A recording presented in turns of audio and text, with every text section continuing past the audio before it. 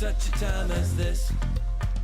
And welcome back to For Such a Time as This, the place where there is no such thing as a silent witness. As always, I want to encourage you to go to our webpage, for such a time as this .today, for such a time as this .today, www.forsuchatimeasthis.today, not .com, not .org, .today. There you will always be able to keep up with the latest material that our ministry puts out, looking at the world through a biblical lens.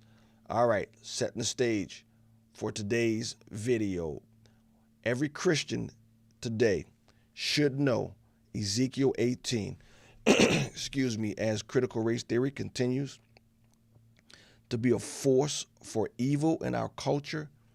Every Christian should know that critical race theory and the concept of attaching guilt to skin color or attaching guilt to forefathers is different than what the Bible says is righteous, a different worldview that should be rejected by truth-loving Christians. Ezekiel 18:19.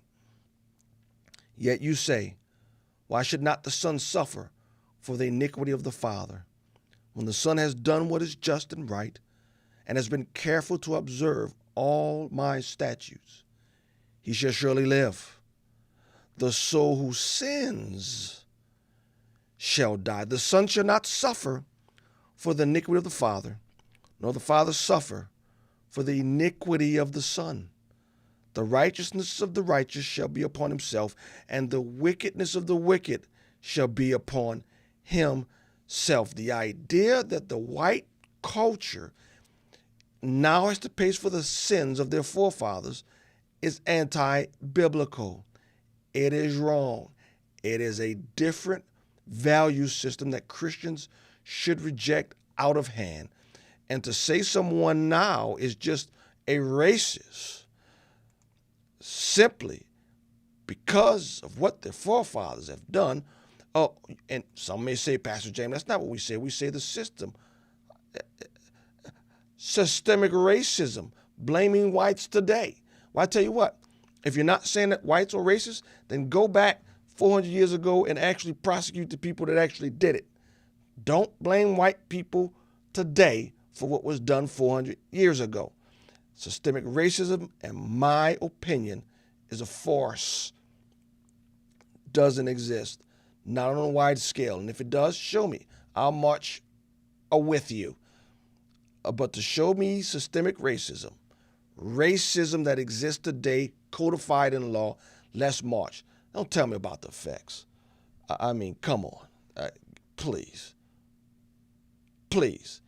But that's the world that some of us in this country believe. So much so, they are willing to tell you it doesn't matter when you attach white guilt to white people what the facts are. Doesn't matter.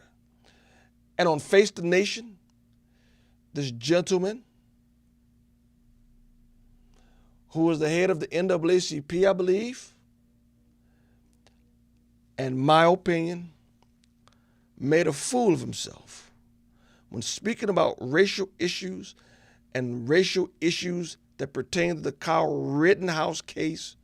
He flat out told you had nothing to do with the facts of the case. Rittenhouse was white, therefore he was guilty. Look at this foolishness here. Kyle Rittenhouse, as you know, has become this sort of icon for some within the conservative movement. He was used back during the campaign by the then Biden campaign team in a campaign video that positioned him as a white supremacist. His mother said that was defamatory to him. The bottom line is this is being politicized, and I'm wondering what you think the impact of that is.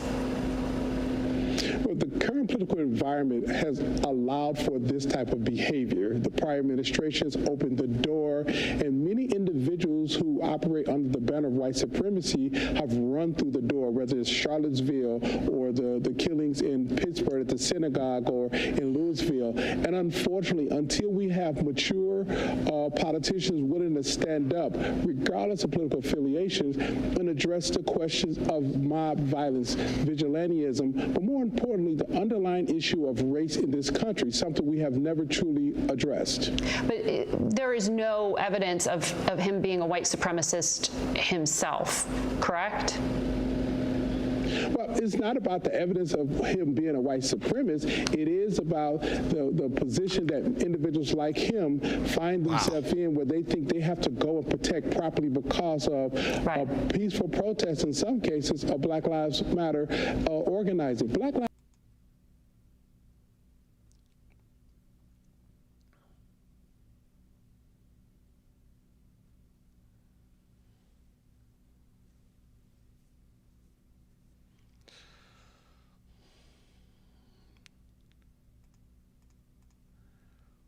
Whenever you find yourself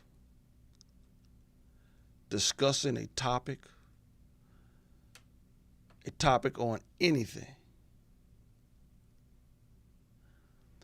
and the conclusions you are arriving at, your reasoning for the position you are taking, when you're discussing that, debating or whatever, and the words come out of your mouth, these words, it doesn't matter what the facts are. Doesn't matter what the evidence is. Know this for certain. You are on the wrong side.